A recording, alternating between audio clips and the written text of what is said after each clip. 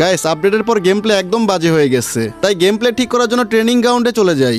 Training গ্রাউন্ডে এসে ভালোই প্র্যাকটিস করতেছিলাম, হঠাৎ একটা প্লেয়ার আমাকে মেরে ইমোট দেওয়া শুরু করে। তো গাইস আমি ব্যাপারটা ইগনোর করে আবারও প্র্যাকটিস করা শুরু করি, কিন্তু আবারও সেই প্লেয়ারটা আমাকে মেরে ইমোট দিতে থাকে। ভাই এগুলা কি প্লেয়ার, বারবার মেরে ইমোট দিচ্ছে এইভাবে। তো গাইস এরপর আমি প্লেয়ারটাকে ফ্রেন্ড রিকোয়েস্ট পাঠিয়ে দেই কেন ইমোট দিচ্ছে বিষয়টা জানার জন্য। তো গাইস এরপর আমি আবারও প্র্যাকটিস করা শুরু করি। তো এরপর খেয়াল করি আমার ফ্রেন্ড লিস্টের একটা প্লেয়ার আমাকে বুকিং দিচ্ছে। তো আমি ট্রেনিং গ্রাউন্ড থেকে বের হয়ে সরাসরি তার গ্রুপে চলে যাই। আরে হাসিফ ভাই, ট্রেনিং গ্রাউন্ডে কি করো? আরে তেমন কিছু না, একটু প্র্যাকটিস করতেছিলাম। ভাই চলো একসাথে সবাই মিলে বিয়ার খেলি। আচ্ছা তোমরা একটু গ্রুপেই থাকো, আমি আসতেছি। আরে হাসিফ ভাই বিগ ফ্যান। আরে বাবু তুমি ওরে বিগ ফ্যান কেন বলতাছো?